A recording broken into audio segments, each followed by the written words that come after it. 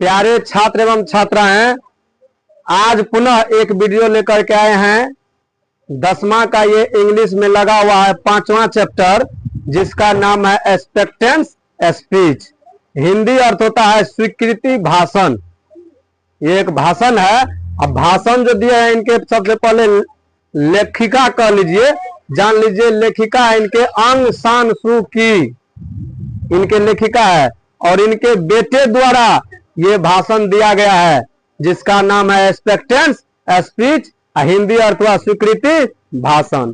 चलिए इस वीडियो को शुरू करने से पहले आप लोग जहां से जिस ऑनलाइन प्लेटफॉर्म से इस वीडियो को देख रहे हैं वहां से हमें फॉलो करें और ज्यादा से ज्यादा शेयर करने का काम करें। जो भी बच्चे पढ़ाई क्षेत्र से जुड़े हैं, जो सभी छात्र छात्राएं के पास ज्यादातर इस वीडियो को शेयर करने का काम कीजिए।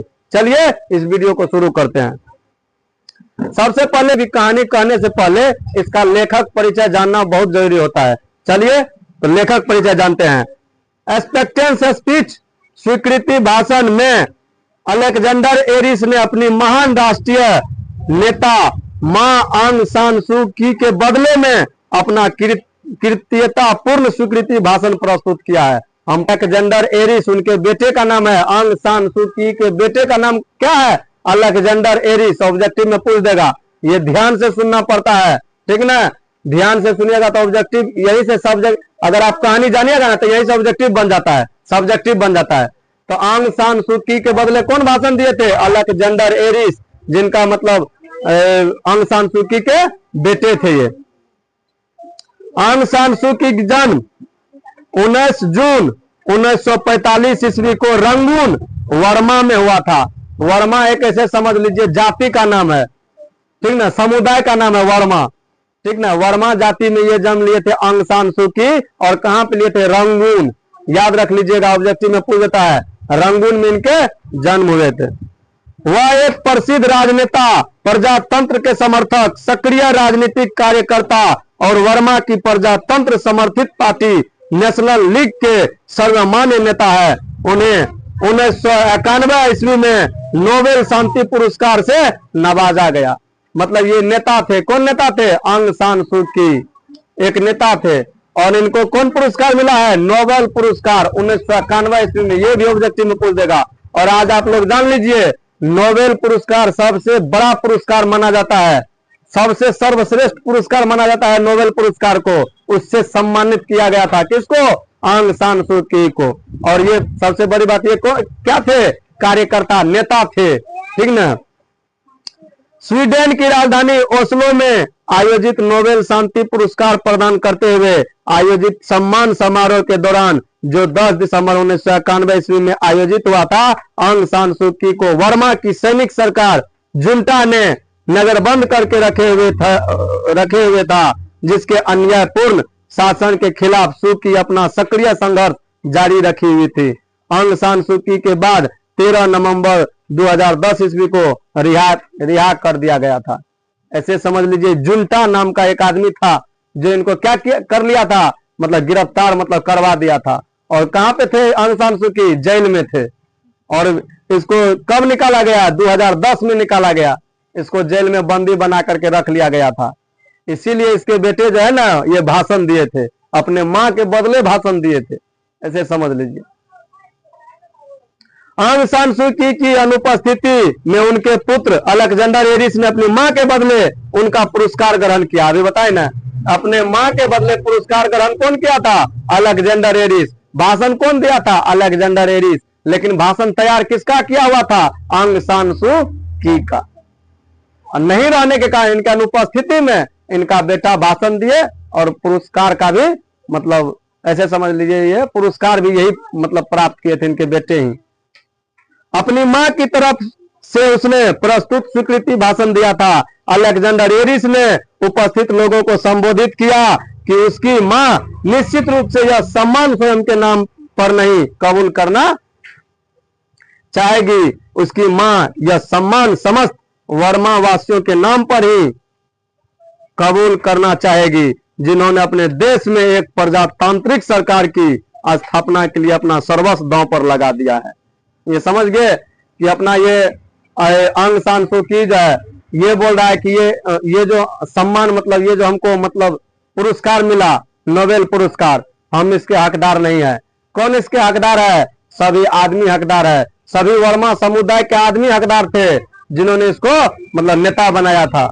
और ये बोल रहे इसका असली हम हकदार नहीं है, सभी वर्मा समुदाय के आदमी इनके हकदार हैं। और इनके ये भाषण कौन दे रहे थे?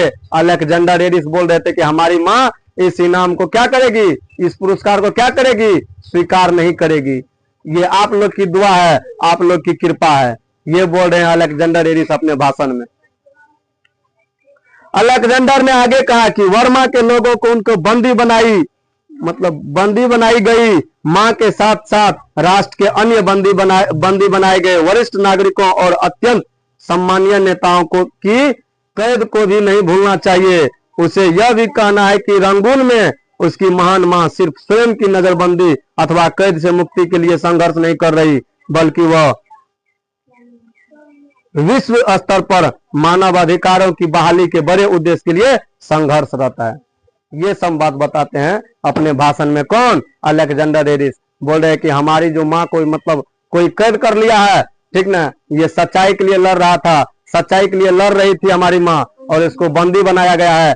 अच्छे अच्छे आदमी को, ठीक ना, बंदी बनाया गया है। और हमारी माँ अपने छुटकारा के लिए नहीं लड़ रही है, पूरा समस्त आदमी के लिए लड़ रही है, पूरा देश के लिए लड़ रही है, पूरा विश्व के लिए लड़ रही है, और अपने मानवता अधिकार के लिए लड़ रही है। यही सब बात बताते हैं अलेक्जेंडर एडिस अपने भाषण में। तो चलिए, ये तो अलेक्जेंडर एडिस की कहानी थी और आंग सान सू की कहानी थी कि मतलब ये भाषण कैसे दिए, कैसे कैसे इनको इनाम मिला, ठीक ना। तो आप ही लोग बताइए, भारत का भी यही हाल था ना।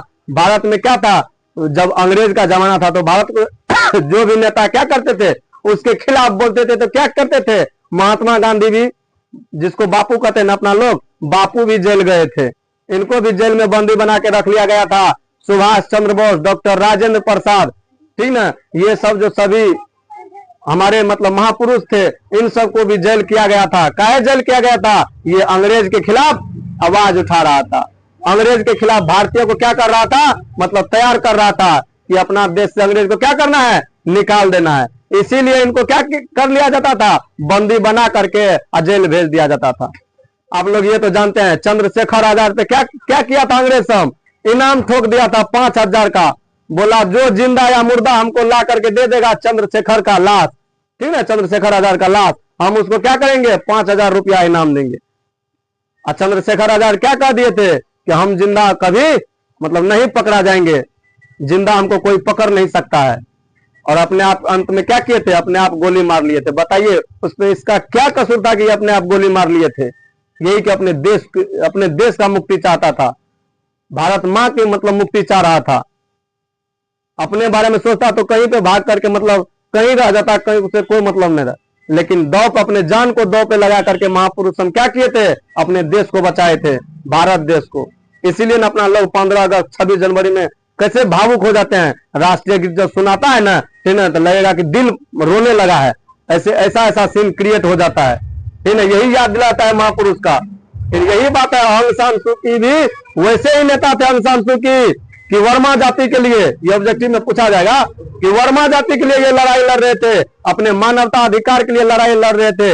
एक चैप्टर आप लोग को शायद बताए थे इंटर वाला को कि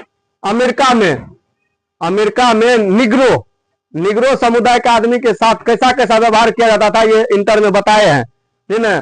काला है ना निग्रो समाज का, लोग बताए हैं, इसीलिए इसका बहिष्कार कर रहा है अमेरिका का आदमी।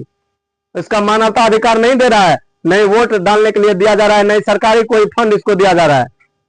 तो वही वर्मा जाति के साथ भी हुआ करता था। इसीलिए मानवता अधिकार के लिए कौन खड़ा हुई, आंग सान सू की। और इसको ये जो खड़ा हुआ, इसको क्या किया, बंदी बना करके कहां दे दिया गया, जेल में। चलो तुम ज्यादा भाषण दे रही है ना, चलो जेल में तुम चलो। इसके बदले ये अलेक्जेंडर एडिस अपना भाषण तैयार मतलब दिए थे अपने माँ के बदले, और पुरस्कार मतलब लिए थे। तो बोल रहे थे कि हम इस पुरस्कार का अधिकार नहीं है, नहीं हमारी माँ है। माँ भी देखे, माँ भी अगर इस पुरस्कार को देखेगी तो वह भी यही बात बोलेगी कि हम पूरे समुदाय के मतलब पूरे आदमी के हैं, ये आप सबका इनाम है। यही सब मतलब इस कहानी में या इस भाषण में बताया गया है, ठीक ना। ये 10वां का 5वां चैप्टर था। अगर आप इस वीडियो को देख रहे हैं जहां से भी, तो ज्यादा से ज्यादा शेयर कीजिए। मिलेंगे अगले वीडियो में, तब तक के लिए जय हिंद जय भारत।